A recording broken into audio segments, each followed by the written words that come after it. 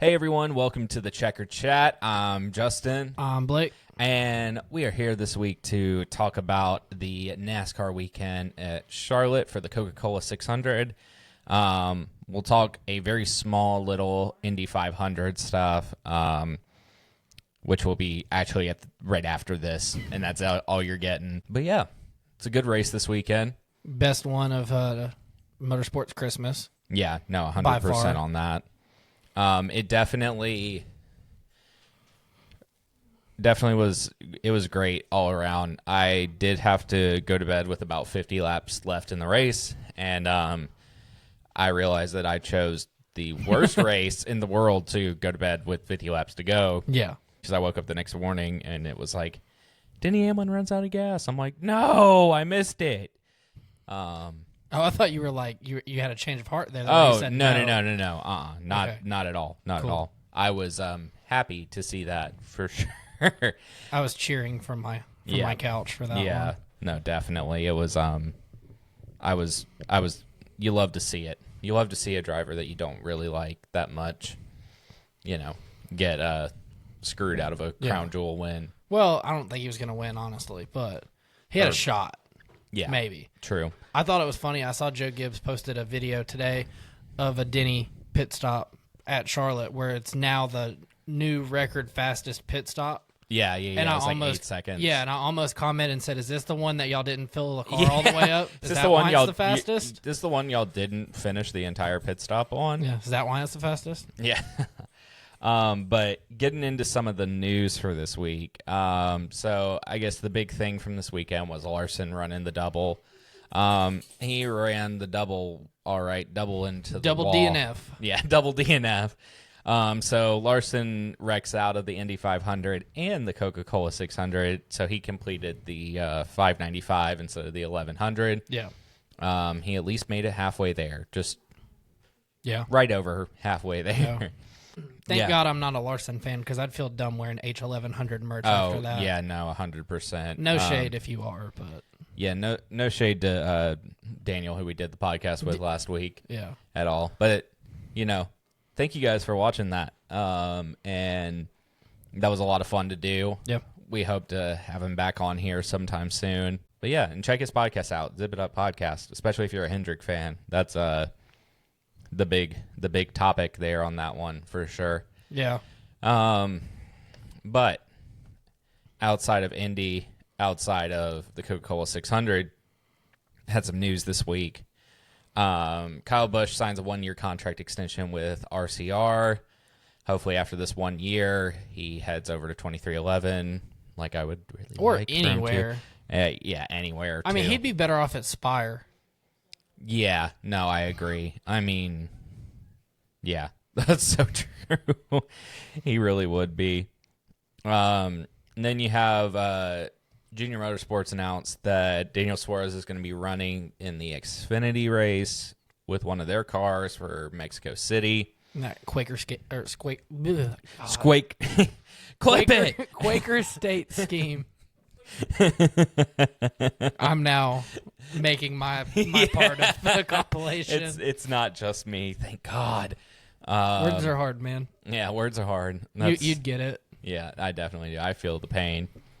And then also to add on to people running for different teams and whatnot, Supercar champ Will Brown will be running for colleague, not mauling like I wrote in the notes. Thank you, autocorrect. You don't know race team names at all. You don't know ball. At all. At the Chicago Street Course. I'm excited about that. I mean, it'll be cool. I think the window has passed for how SVG came over and won because nobody had experience on it. Yeah. Now not that he can't win, but it's not going to be a necessarily equal playing field for him like it was when SVG came. Yeah. No, I agree. I think he'll do better, though, in a colleague car than he did last year in a RCR car. I believe it was at Sonoma. Yeah. I want to say it was Sonoma. Yeah. Because he ran the 33 and then, DNF'd relatively early or halfway or something like that. Yeah. I can't remember what it was. You know what? Sonoma. No. That was Watkins Glen that I was in Italy for. Yeah.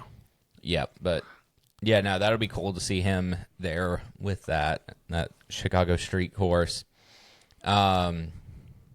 Blake, you want to take the next one since you put that one on there? Yeah. So as I was scrolling through the NASCAR app today, trying to find paint schemes and whatnot for preparing for this episode, I saw where Elton Sawyer has said that adding horsepower to the Cup cars is on the table. Praise God. We'll just give a little golf clap for Elton Sawyer here because he finally got his head out of his behind and is thinking. Yeah. You almost want to, Tiger Woods, big dog, dap him up, Yeah, big dog. There you go. But yeah, no, I mean, that's something I think, especially with the short track package, that would help that a lot.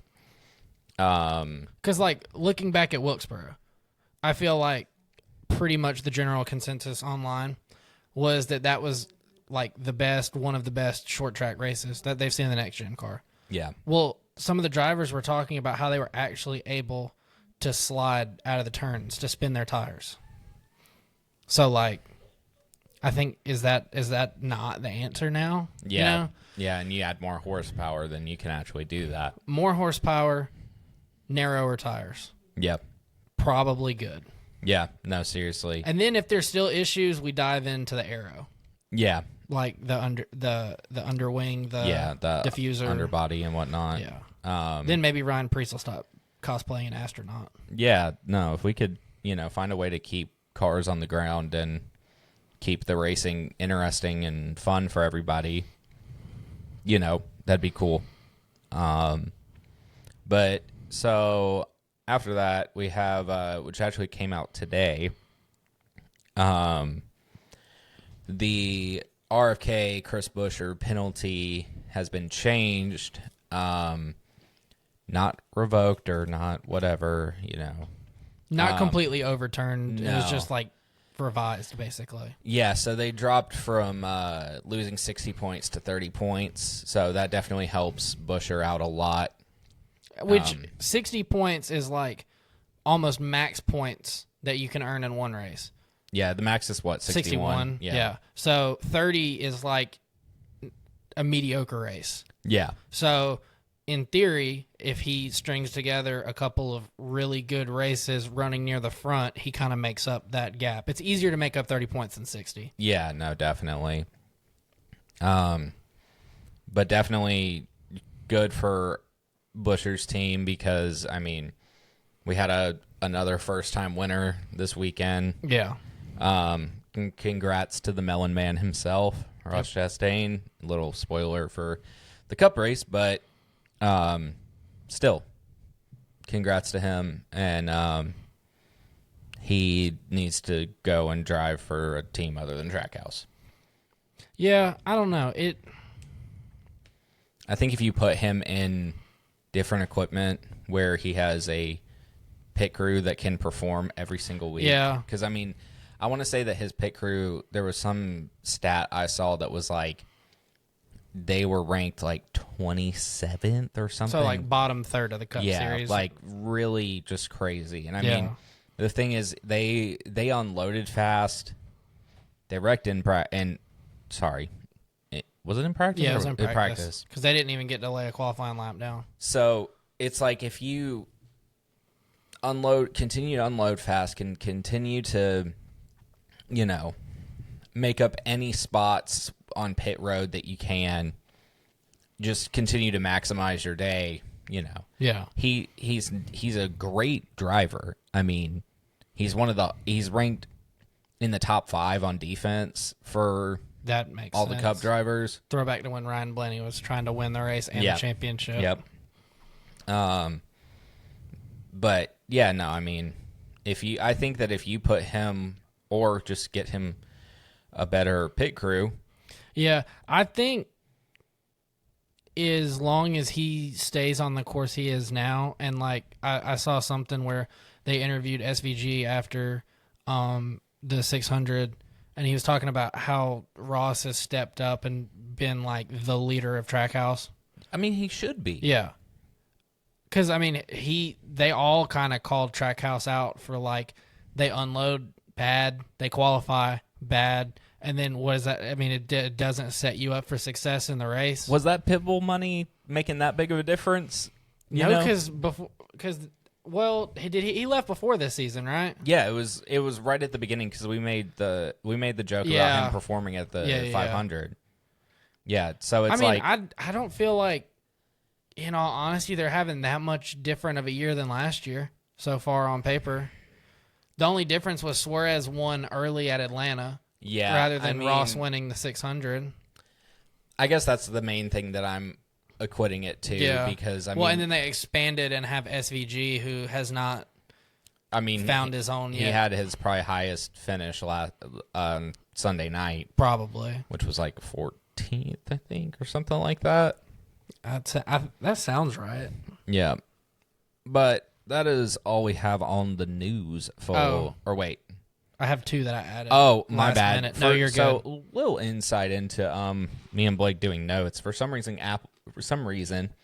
Apple hates us and doesn't like to update the shared notes that we have. So sometimes Blake has stuff that I don't, and I have stuff that he doesn't. If you have any tips on how to fix that, let us know. If you work for Apple, yeah, that's gonna happen. We're gonna have an Apple employee listening. I mean, there's a lot of people that work for Apple. That's fair, but I mean, like, I get what you're saying. But okay, go ahead. So, 2 penalties coming out of Charlotte. The Garage 66 Cup car and the Kaulig Xfinity car both have been penalized for wheels falling off on the track. They're both going to lose their rear tire changers and jackmen for the next 2 races. Okay. And then Nashville next week, I was not aware of this, is the last race to qualify for the 32-driver field for the new in-season challenge they're doing this year. Oh, okay. Now, it doesn't start until Atlanta, but the cutoff is after Nashville, which, with Brad getting his first top 5 of the year, another spoiler, at the 600, that jumped him into the top 32 of points, which puts him in this. Okay. So the 5 races that it'll cover will be the whole TNT portion of the schedule. It'll start at Atlanta. It'll also include the Chicago Street Course, Sonoma, Dover, and it'll wrap up at Indianapolis. Does it not include Mexico? I thought Mexico was on. No, Mexico's on Prime. My bad. Yeah. Yep. I don't know why, for some reason, I've been looking at the schedule and I'm like, Mexico is right after Atlanta. That's crazy. Isn't it right before Atlanta? Yeah, it is. I don't know why I thought that. I'm an idiot, I guess. I don't know. I can't read. I can't talk. I can't read, just typical Justin things. Yeah, typical NASCAR fan things, Oh, my God. Please don't. I'm kidding. I think the in-season challenge will be... I think it'll be interesting. I think it's going to be a good way to, like, spice the summer, like, stretch up. I agree.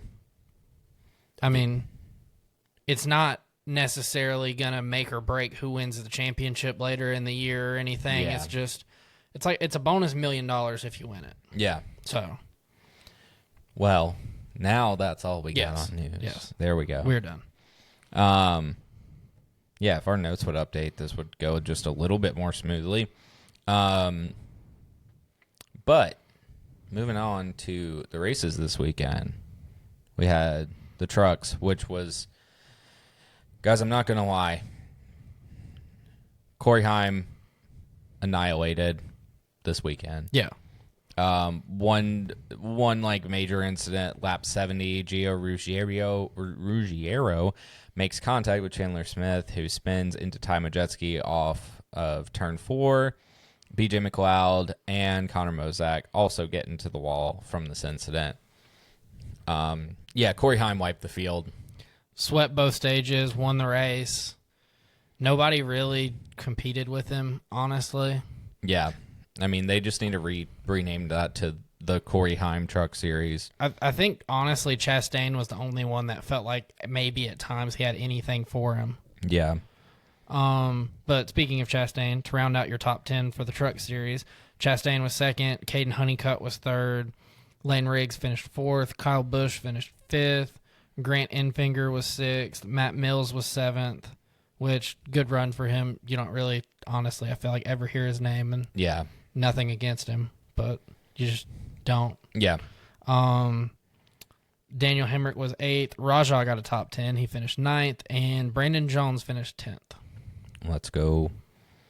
Yeah, so that was very short on the trucks, but we're adding something special onto the end of this episode. Okay. You'll know what I'm talking about when we get there. Something we don't normally do on the podcast, but we're going to start doing on the podcast. Okay. Sorry. There we go. It's clicking now. Yeah. I see. The wheels are. The I hamster is moving the wheel. I saw the steam coming off your. So Blake, what happened with Xfinity? So, Stage 1 and Stage 2 were both won by William Byron. Let's see. Notable incidents. This one isn't notable other than the fact that it involves Chris Wright. So, lap 19, Chris Wright spins off of turn 2 all by himself from 33rd. I mean, welcome to the Xfinity Series where there's going to be at least one time that Chris Wright just... Chris Wrights. Yeah, I don't... Why does he have... Never mind. Why does he have a ride? Yeah. Yeah, that's a great question. And then, Money. yeah, Brad, I didn't write what lap this was from. Oops. But Brad Perez stalls on track after getting to the wall and pitting with damage. I think it was like after he came back out of the pits, it just shut off. Then for a while, again, I don't know what lap that was, but then for a while, nothing really happened. Lap 148, there was a debris caution from Taylor Gray's flat tire, which was a warranted debris caution, not Justin's favorite debris caution for nothing. Not the promoter's caution. Yeah. And then Austin Dillon under that yellow was held for a lap for pitting after taking the wave around, because if you take the wave around, you forfeit your right to pit and service the car. So basically his penalty was he was just a lap down again. Yeah. Well, actually, he was worse off because they restarted while he was on pit road. So... Yeah, so he probably went to 2 laps down. Yeah. In that. Lap 157, Sam Mayer slows after making contact with the wall in 3 and 4, running in 13th. Makes it down to pit road safely. Honestly, don't really know how. I feel like there was 2 incidents where somebody just got really slow in turns 3 and 4, stayed at the top, found one gap, and just dive bombed it down and barely missed everybody. But under that caution, Connor Zilich runs back up onto Dean Thompson and starts playing bumper cars with them to show him that he's not very happy with them. So yeah, more beef. We love some beef in the lower series. Lap 178, Carson Quapfel was he was running 5th, so he was having another solid day, but he ends up spinning out turn 4. And I honestly don't remember how well he recovered from it. I don't think it was super good. So it's just kind of another one of those cases for him in his rookie season where he showed good speed, but he doesn't necessarily have the results to back up how he did. Definitely. And then this one I included because it was weird how different it was to read the race summary on NASCAR and then watch the replay of the race, because it reading the thing, why am I blanking? Reading the outline of what happened on the race, it makes it sound like it was a Daytona style big one. Which a lot of cars picked up damage, but it was all very minor. It was a restart wreck, which everybody that got damaged was like Brandon Jones, Blaine Perkins, Sammy Smith, Christian Eckes, Harrison Burton, Jesse Love, William Sawalich, Jeremy Clements, Josh Williams, and Ryan Sieg. A lot of people. Yeah, but in reality, it wasn't that bad. Yeah. I mean, some fenders bent probably, but I mean, it was just a restart wreck. I forget who it was that started it, but I mean, it was just one of the, aggressive pushes on a restart. Somebody gets a little sideways, and that's what, ended up happening.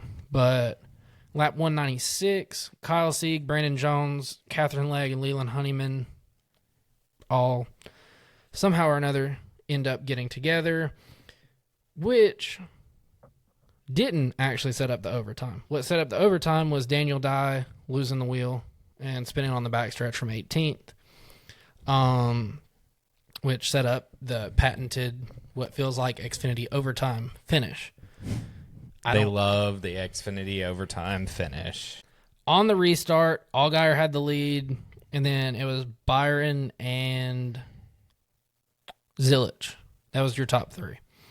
Allgaier had stayed out. He was on older tires. He was really just holding on, defending. And Byron ends up passing him in turns 3 and 4, while Ryan C gets turned on the backstretch, but he saved it so that no caution ended up coming out. Your winner ended up being William Byron. Second year in a row that number 17 has been in victory lane at Charlotte. Yeah, and the first win that William Byron has at his home track of Charlotte. Oh, wow. In any series. That's true. I didn't think about that. But let's see. To finish out your top 10, Connor Zilich brings it home second. I think at this point, he's just knocking on a oval win. Yeah. Probably a mile and a half. Yeah. He's been good there. I feel like mile and a halves transfer well for the road course guys. Yeah. Weirdly enough. Because, I mean, you think about Allmendinger, he typically is really good at Charlotte. Yeah. I mean, SVG got his first top 15 in the Cup Series this weekend. Nick Sanchez finished third, which I believe is a career best finish for him in the Xfinity Series. He won the truck race last year at Charlotte when I was in attendance. And so he looks like he's good at mile and a half, and it's transferring over to the Xfinity Series. Allgaier ends up finishing fourth. I, for a minute, kind of thought he was going to steal one from Byron. The way it was looking. Dean Thompson finished fifth. Really good finish for him. Josh Williams finished sixth. I did not know that. That's awesome. Yeah. Good old mullet, man. Yeah. One of the nicest drivers you'll ever meet. Oh, yeah. I mean, I haven't met him, but I've seen him interact with people because his hauler was right next to Kligerman's last year when we were on pit road. And he seems like a cool guy. Austin Hill finished seventh. Yay. Woo. Whatever. Ryan Ellis with a top 10. What's a polar bear doing in Arlington, Texas? Are we what? Yeah. That's not. I guess that's. I feel like we've had a few of those in the past few weeks. That's. I mean, good for him. Yeah. Christian Eckes with a top 10, and Sheldon Creed rounds it out in 10th. Eckes was 9th. Creed was 10th. I feel like Sheldon Creed hasn't had quite the season like he had last year. Where he finished second 7,000 times last year. I wasn't going to say finish second, but I was going to say top fives and stuff. But the leader of second place finishes all time in the Xfinity Series, Sheldon Creed. Yep. I mean, that's not a stat you want to have. Well, I don't know. That's a double-edged sword because you always, it seems like you really always have speed. You're very good at getting top fives, but you can just never get the win. Yeah, no, I agree. It's an interesting stat to have. Yeah.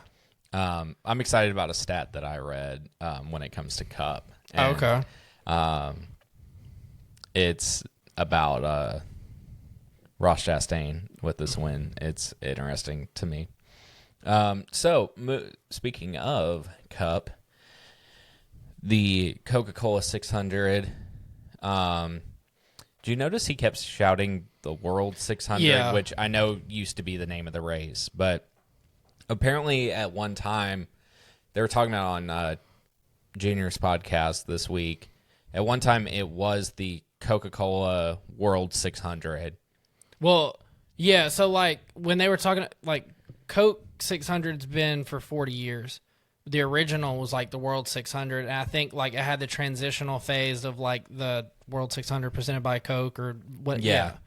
I think they should rename it. They should just bring it back. I think they should do the Coca-Cola World 600 because, I mean, when you think about it, the Southern 500 has sponsors. It's Bojangles. It is? I thought it was Cookout. Or no, it is Cookout now. I was about to say. It used to be Bojangles. Okay. Yeah, I think that'd be cool to bring that back, Everybody is always, thriving off of nostalgia. And, I mean, it's probably more nostalgia for, our parents for it to be, back to the world. I mean, maybe even our grandparents, if we're going to be honest. Yeah. The World 600. But it's, really interesting because he mentioned on his podcast because they were talking about, I think it was like the bumps in 3 and 4 or something like that, about why they're there. And it's kind of like a conspiracy sort of thing. Ooh, so I'm interested. Here's our conspiracy of the week, sponsored by Dale Jr. Sorry, y'all. Yeah, if you actually want to sponsor us, that'd be cool. Yeah, Dale, hit us up. We love you. You're awesome. So basically, when they built Charlotte, that area where 3 and 4 is used to be a landfill. Okay. And basically, they kind of cheaped out a little bit and were like, they found like a construction crew that was like just starting out. And they were like, hey, we'll let you guys come in and do this, but you have to do it for free. It's just for y'all to get practice. And they're like, yeah, sure. And basically, they just dug a hole and put all the trash in it and then built over top of it. So that's why those bumps are there. Because normally, like, bumps at a track are because of underground tunnels or something like that. Yeah. Like bumps like that. Yeah. Like the Texas bump. That's where the underground tunnel is. Yeah. So, I've never heard that. That's interesting. yeah, no, I heard it today. I was listening to it on the way home from work or something like that. I can't remember when I was listening to it, actually. But getting into this race, it really looked like for the longest time that this was just, Byron's race. Yeah. I mean, he won stages 1, 2, and 3. Yeah. Which feels weird to say because we're so used to the races being 3 stages, Yeah. but this one's so long that it gets 4. Yeah, longest race of the year. I was about to say something really stupid. I was about to be like, is it the longest race that exists in the world? And then I'm like, there's the 24-hour... the 24 hours of Le Mans, 24 hours of Daytona, 12 hours of Sebring. Yeah, would you like to remind me how stupid I am? No, Thank you. So... I'm sorry. No, you're good. So Byron pretty much wipes all the stages. Yeah. So you would think he wipes all the stages, he's probably going to win. He does not win. But Larson does his double spin and ends up damaging his toe link. Yeah, because which this is jumping ahead a little bit, but he and Bowman both got into the wall off of 4 at right about the same spot. Both damaged. Well, Larson's toe link, I think, got damaged a lot more than Bowman's. But yeah. So he has issues the rest of the day, pretty much. And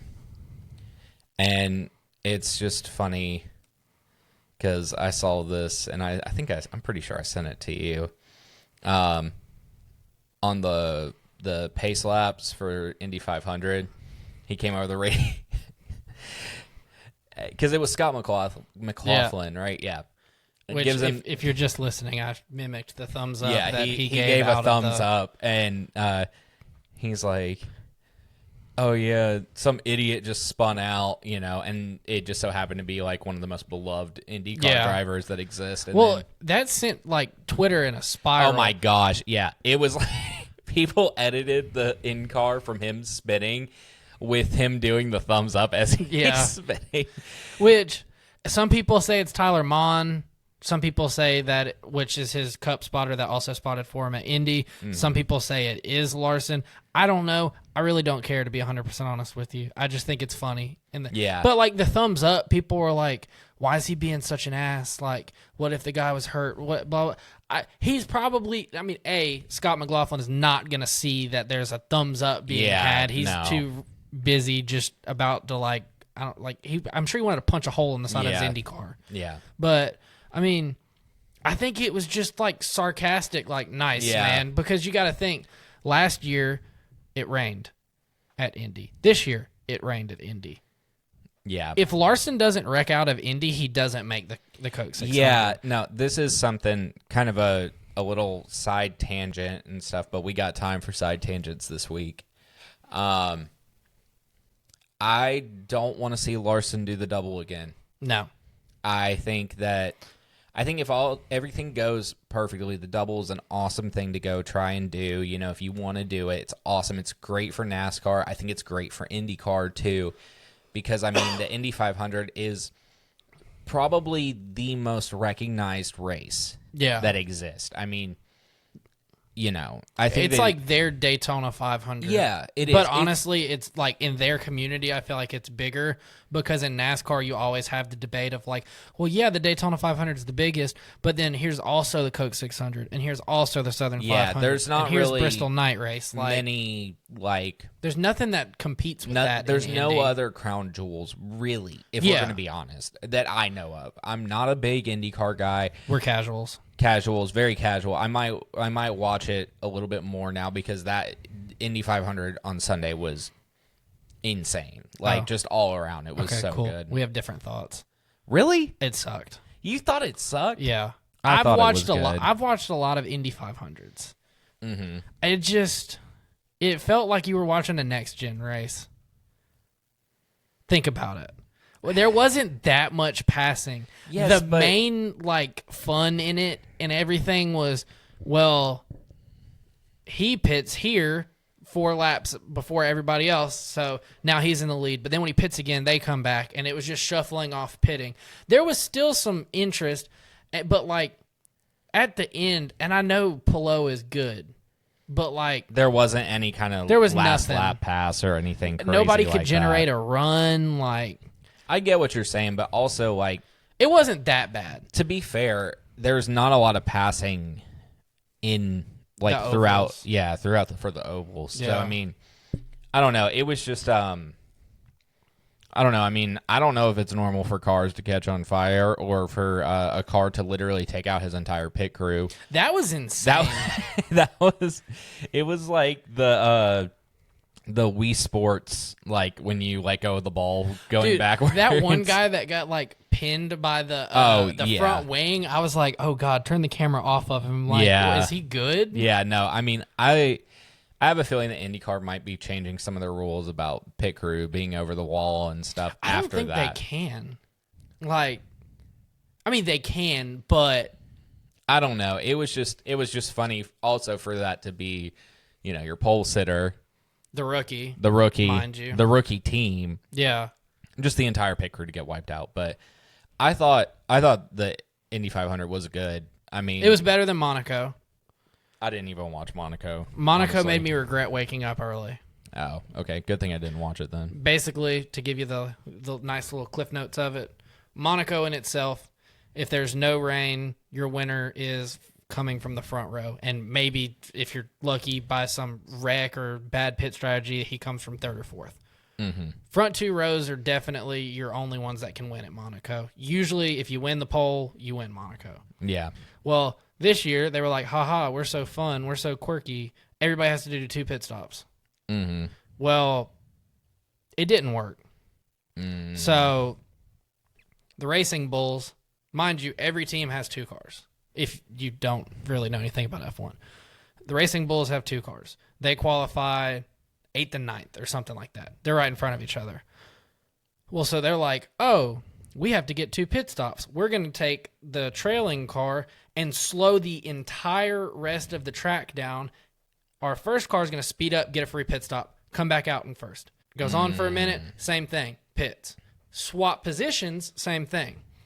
So then Williams does the same thing farther down in the pack. George Russell's fed up with it. He just blows through a chicane, gets a drive-through penalty, doesn't count for one of his 2 pit stops. I mean, it was bad. It was awful. Now in F1, if they get a drive-through penalty, they can't work on the car, right? Right. Okay. Gotcha. That should have counted for one of his pit stops. Just outside the FIA looking is in. going to FIA. Yeah, true. Very But true. Lando got the pole. Lando won. Charles Leclerc got second, finished second. Oscar Piastri qualified 3rd, finished 3rd. Yeah. You could go down the list. Yeah. It sucked. Which now motorsports Christmas, quote unquote, is over. Yeah. Monaco will never be on the same day again. Unless they change the schedule. But I don't don't know. I don't think they will. Yeah. I don't think F1 cares that much about. Unfortunately, this might be a little bit of an unpopular opinion. I don't think F1 cares that much about their U.S. fan base to have a full day of racing, or just in general. That might be a hot take. Sorry if I pissed off any F1 fans. I do apologize. I don't know. I mean, I'm sure they might make there be another race on the same day at some point, but I don't know. But like also watching the Indy 500, it sounds like that is recognized around the world. I think honestly the Coke 600 is the only one out of the three that probably doesn't have as much of an international outreach. Yeah, I agree. And I mean, I think it's just mainly because of the lack of international presence in the Coca-Cola 600, which is getting better. I mean, I also feel like by putting the races on Prime, now other countries can watch it a whole lot easier. Yeah, no, I agree. I mean, this is the thing I saw, or I can't remember who I heard say this, but a Prime free trial lasts for a month, and they picked 5 races to do back to back, and it's so that if anyone doesn't have Prime, they can do a free trial and watch every race. And I think that's really smart. Yeah, no, I agree. And I mean, the Prime broadcast was insanely good. I will 110% pay to watch NASCAR. Yeah. Give them all 36 races. Kick Fox. Yeah. Well, or you could start out mild. You could split it. You could give Prime half, and you could give NBC half. Because NBC is really not that bad. Yeah, no, I agree. I think... But, like, dude, after the miserable start of the year with Fox... Yeah. Prime just clears. No more foxing it up, you know? Yeah. It's just... Fox just continues to fox themselves, and I'll say it every week, but... it's a cheat code to get Dale Jr. Yeah. And Steve Letarte. Sure, for sure. And put them together. And then Adam Alexander. Yeah. Right? Yeah. Okay. Great 3 people to have in the booth. I think, okay, here's how you can make Prime work for the whole thing. You set up a deal with Prime for 36 races. The NASCAR package. The NASCAR package, whatever it is. You switch the announcers. Like, it's the same announcer. Like, Prime hires every single one of those announcers that they have. You have 36. There's 3 people in the booth for each series or each channel. Does that make sense where I'm going with this? So you're saying, like, okay. So, like, if you're watching the NFL, how the NFL for, like, Monday Night Football, there's your regular broadcast with the booth, and then there's the Peyton and Eli broadcast where you have, like, alternate people. I mean, not the same level, but, like, you have alternate booths. What I'm saying, yeah, alternate booths, but make it even between every booth. So you take 36 races, divide 36 by 3. That gives you each booth set would get 12 races. Oh, and so you're saying okay? You alternate them every race. So you have Harvick. No, Mike. Just listen. I know. I don't want to hear Harvick anymore. I like Harvick in the booth. He's not that bad. He might be better if they could get rid of Clint, and I hate to say that because I really like Clint. And also, like, I feel like it would give you the option to see if what works. Yeah, like, because who knows if you could have 1 week it's like, oh hey, it feels like the booth's getting kind of stale. We're gonna alternate the people out. We're gonna have Harvick Jr. and Letarte or Adam Alexander. No, who's the British guy? Lee Diffie. Lee Diffie. He's not British.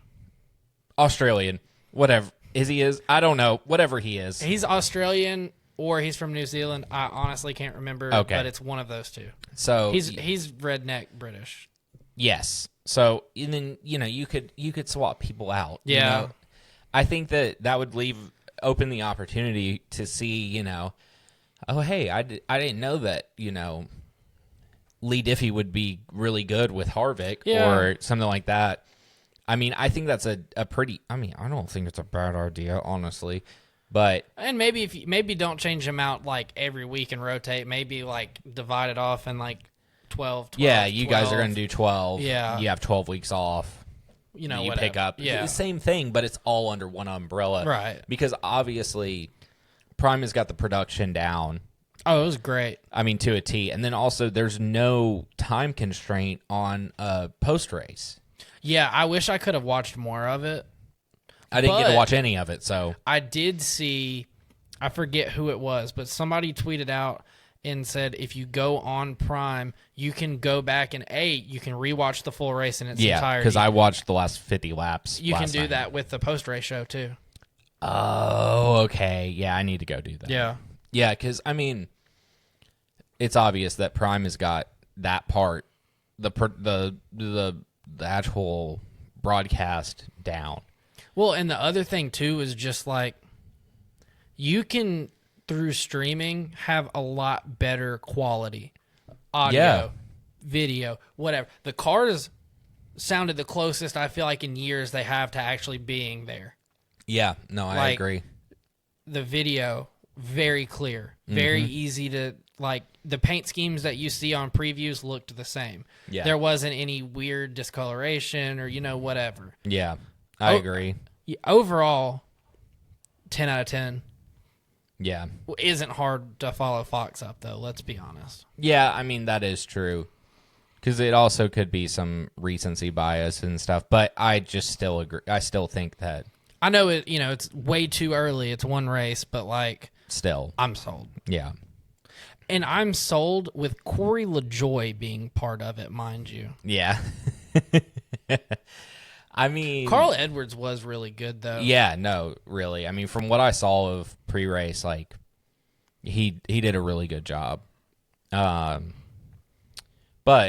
in the actual race, we had oh yeah, there was a race that happened. Yeah. Forgot about that in that tangent. So Zane Smith spins and hits the wall pretty hard. Surprise, not really. Is what it is. Was Ty Dillon around? Yeah, was Ty Dillon around? Did anyone anyone have eyes on him when that happened, or anyone from his pit crew? I don't know. This was kind of the big thing, was when I was like, I'm gonna stay up to the end of this race. Then I'm like, between stages 3 and 4, I was like, okay, I need to go shower. So I go and shower, and I get out, and I've got like 5 texts from Blake. Well, me and Daniel, right? Yeah, me, you, and Daniel, and I'm like, I don't know what just happened, but I'm assuming it involves Chase Elliott because of the way Blake was acting. All caps. Very upset. And I walk out, I rewind it, and I'm like, oh, that wasn't Chase Elliott at all. So on the restart for stage 4, still feels weird to say that, Carson Hocevar's engine blows up, and it looked like he had a day where he was about to win. I mean, I feel very confident in saying he was going to finish second, maybe win, you know? Yeah, definitely. Because he was able to keep up with Byron, who felt like Hamlin had got around Byron, pulled off a little bit, but the long run speed of Byron's car, he could catch him back down, pass him, no issue. The only other person that had what felt like the long run speed like that, at least with track position and everything, was Hocevar. Yeah. No, I mean, I think definitely if his engine doesn't blow up, he at least a second place. If not, he dukes it out and wins. Yeah. But after that, you find out that Denny Hamlin is short on gas and has to pit with 12 to go. You'll love to see it. Yeah. Denny hate watches live. Denny, love you as a podcaster. Driver, different story. Basically, anytime that he's off the track, not so bad. Yeah. Steps into a track, can't stand him. Yeah. So with 6 to go, lap traffic gives Chastain the opportunity to take the lead. Should we name said lap traffic? Yeah, we should. Joey Logano. Yeah. Air blocking the leader. Yeah. What a loser. Yeah, trying to stay on the lead lap with 6 to go. That's crazy. Like, get out of the way. Penske had a shit day, like front to back. I mean, I'm sorry, but I don't think I ever saw Logano run better than 27th. Yeah. I mean, you had Cindric running down 10 laps down. Yeah. And then Blaney wrecked out. So, yeah, Blaney's biggest enemy is Jesus Christ. Sorry, Thank you, that wasn't in the mic. Yeah, I made sure it wasn't. If you can't tell, I have a Blaney diecast sitting right here. That's Blake's, not mine. And I'm getting looks like I'm crazy because I am. I picked it up and yelled at it. His biggest enemy this year is himself. Literally. Please. I think last week I said, just finish the race, and he didn't. Yeah. Like, man. But with the Logano thing, dude, could you imagine Joey Logano win stage 1, win stage 2, win stage 3? He looks like he's going to win the race. And a freaking Hendrick car air blocks him that's trying to stay on the lead lap from like 28th. Could you imagine just A, how mad he'd be, B, how that's all we'd hear about ever? Yes. Like, but again, it's cool when he does it. Yeah. But if somebody else does it to him, he's ready to run their family over on pit road or go have a talking to with them because Lord knows he's not going to fight nobody. Yeah, no, that's very true. God, I can't stand now. Yeah. So, I mean, it made the end of the race interesting, but also, like, you can't help but to feel bad for Byron. yeah, no, for sure. I mean, Overall, I will say it looks like maybe, just maybe, the summer slump for Byron is not going to happen this year. yeah, because, I mean, he's been running good. And that was, except for the finish, an old school ass whooping. Yeah, no, 100%. So, with 6 to go, Ross Chastain takes the lead, and he is your winner. Your top 10 from this race. You have it, or you want me to do it? I got it. Ross Chastain, William Byron, Chase Briscoe, AJ Allmendinger, Brad Keselowski. What is a polar bear doing in Arlington, Texas? I mean, same thing with Allmendinger. Same thing with Michael McDowell. I was about to say, let's just finish the top 10. Chase Elliott, Michael McDowell. Yeah. Not to Michael McDowell. No offense. There's not a McDowell diecast sitting here. There's a Chase Elliott one. Where was I? Christopher Bell, Ryan Preece, and Noah Gragson. Top 10 for him. Yep. That's a good one. He's starting to show speed. Yeah, no, definitely. Definitely the fastest car at FRM. Mm-hmm. I'm actually going to go into the top 15 real quick because I think this is worth noting. Ricky Stenhouse. Nice. Josh Berry, Eric Jones, SVG, and Kyle Busch. Okay. So that whole top 15, what is a polar bear doing in Arlington, Texas? Yeah. Didn't Jonathan Nemechek run like really good until he didn't? Yeah, in this? he was up in like top 5 because I remember texting him being like, "This is really tripping me out." Yeah. But yeah, like SVG, Eric Jones, Ricky Stenhouse. Ricky Stenhouse right now in points is in the playoffs. Like on points. Yes, on points alone. Like, dude's having like kind of a silent, crazy year. And you know, in the same breath, not to take away from him, but also that just shows you how bad RCR is. How Trackhouse really has one car that consistently shows up with speed, and that's Ross Chastain, and the others are just there. Yeah, Penske's been but they're all in the playoffs. Spire's just there. Yeah, I mean, Hocevar seems to be the one who shows up every week. Yeah. And actually carries the team. Justin Haley randomly just like Him and McDowell trade off. Yeah. If one of them's running good, you ain't gonna hear from the other one. Yeah, no, 100%. So this is my fact that I was ready to. Oh my gosh, where to go? My notes shot up to Xfinity for some reason. Ross Chastain becomes the first driver since Richard Petty at Spring Bristol in 1971 to go from last to first without having a penalty to be starting in last. That's wild. That's a crazy stat. So 71 years ago, my dad was 1 year old. Or not 71 years ago. In 71, my dad was 1 year old. Sorry. I was like, wait a second. My bad.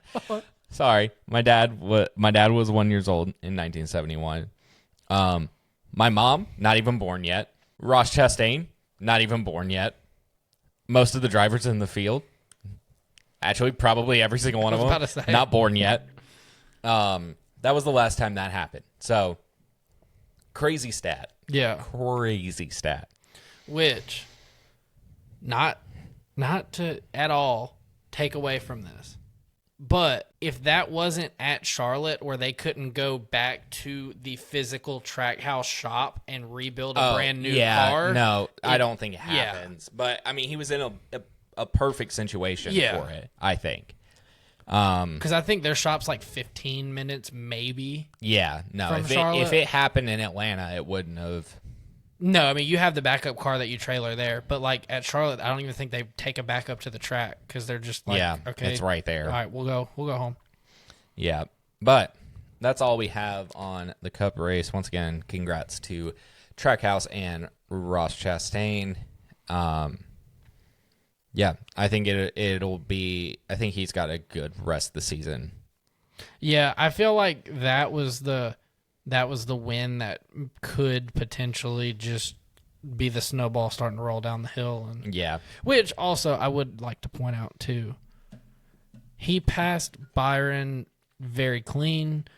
There was no craziness. I heard somebody say it, but it was and I don't remember who, but it was like the most polished Ross Chastain you've ever seen.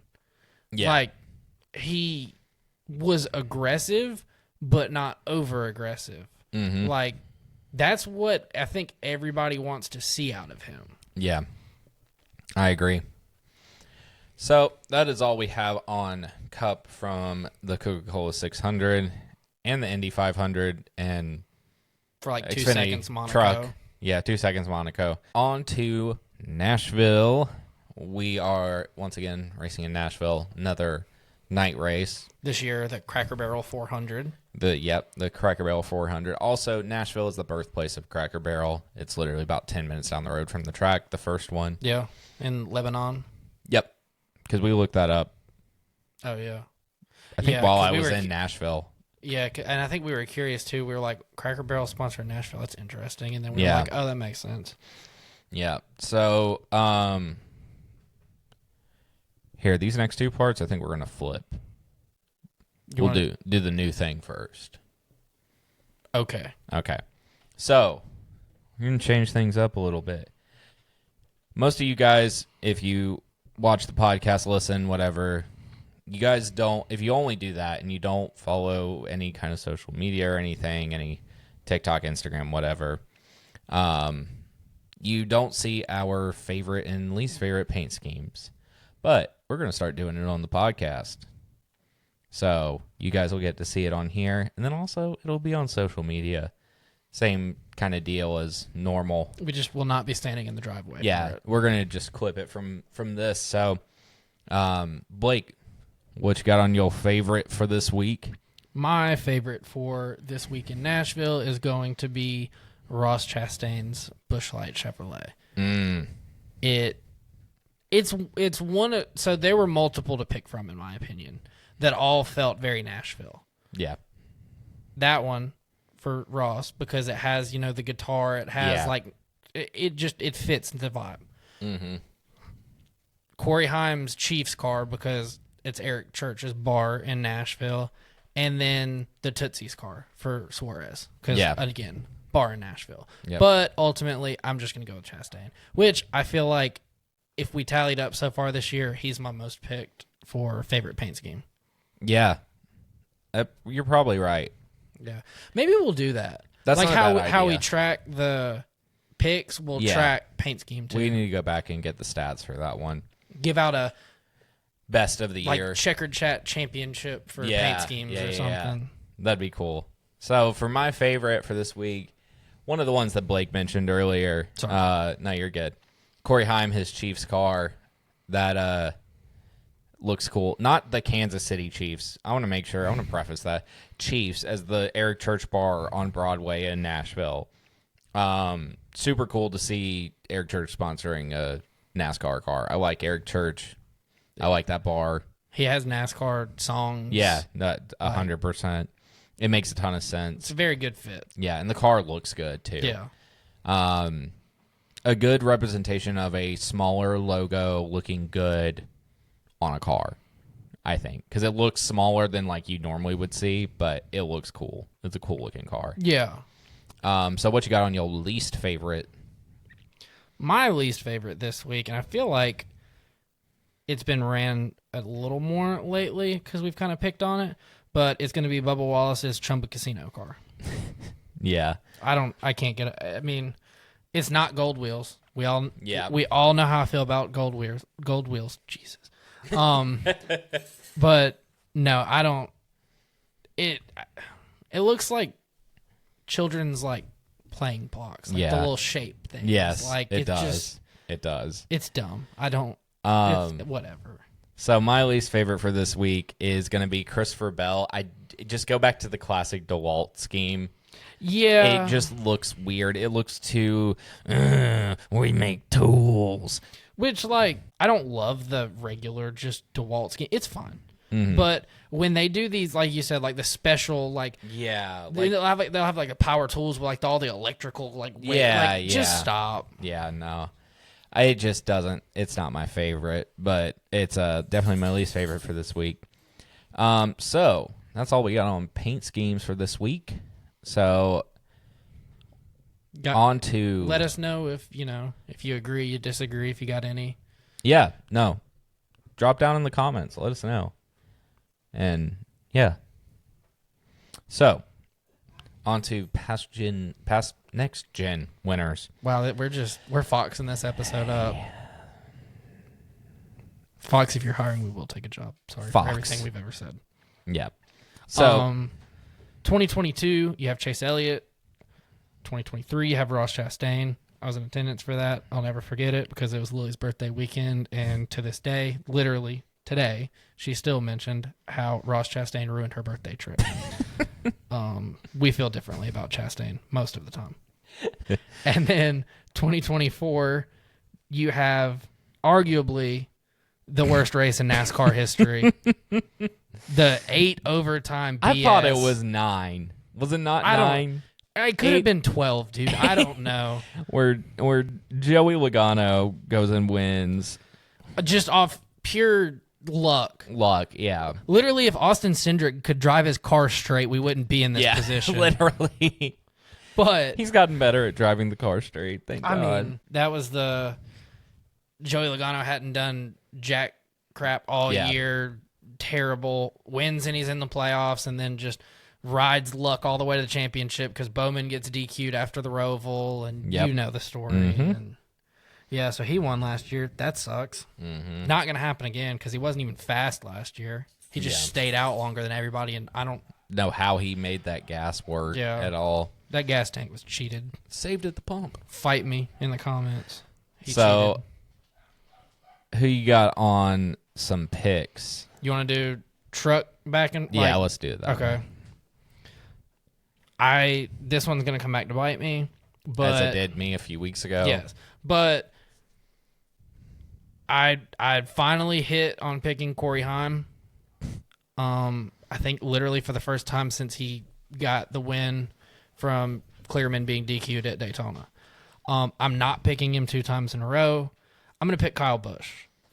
I hope he wins. I wanted to pick him. But he's good there. Yeah, fair, true. I'm going with Corey Haim.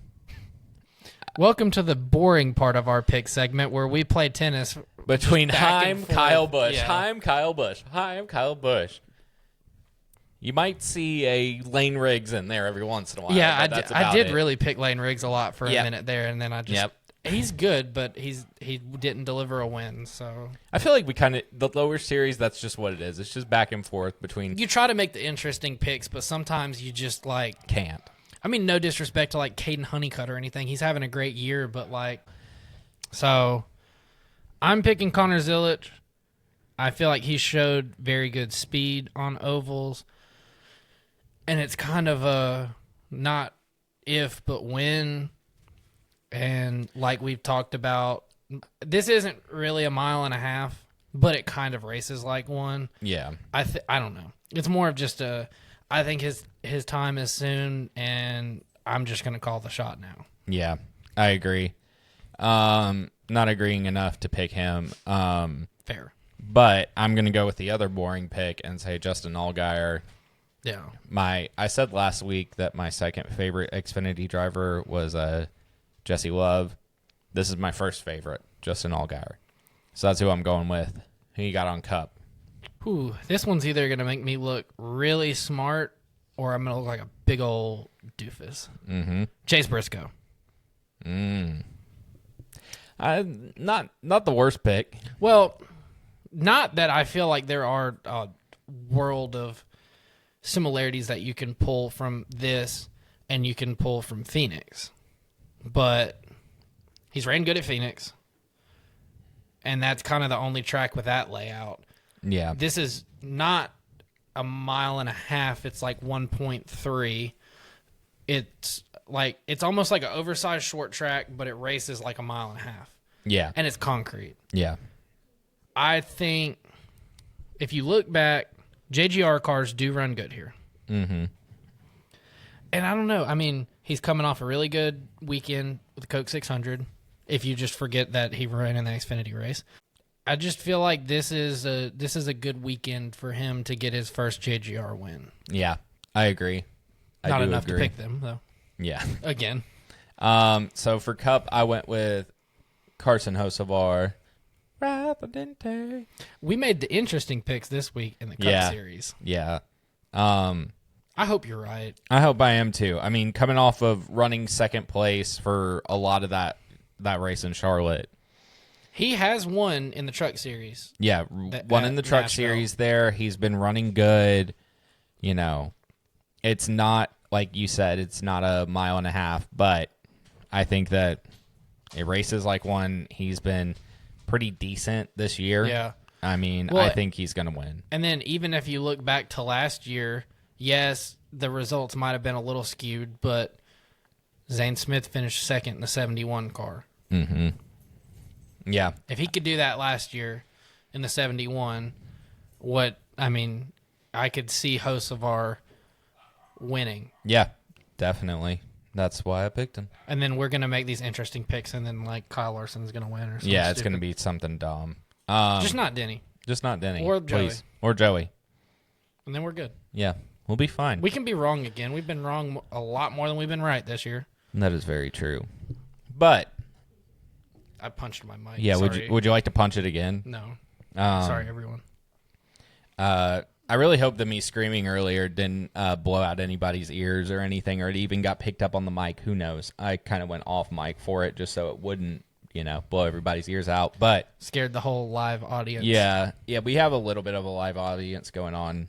My wife and Lily are sitting over there. I almost said my wife and Mal. I'm like, same person.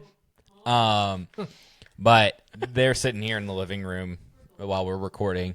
We don't have a studio. It out, I believe. On Yeah, social media. because that was one of my shout out Michael. I think it was Michael. Yeah, it was Michael.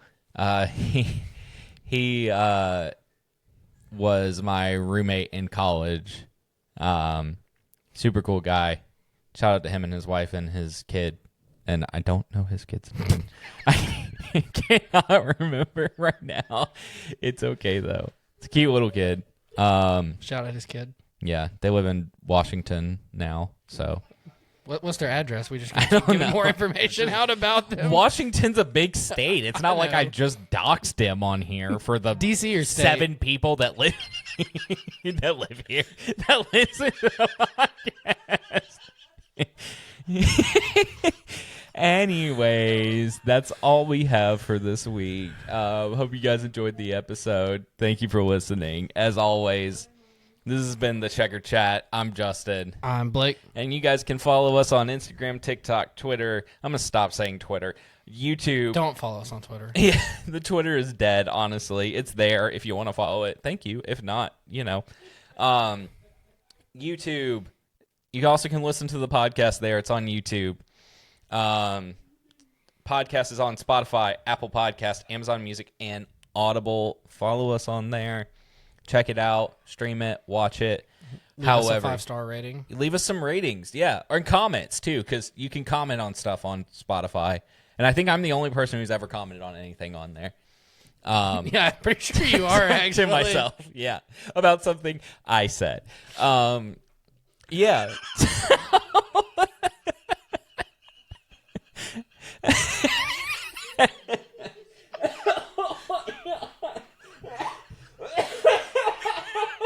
You good?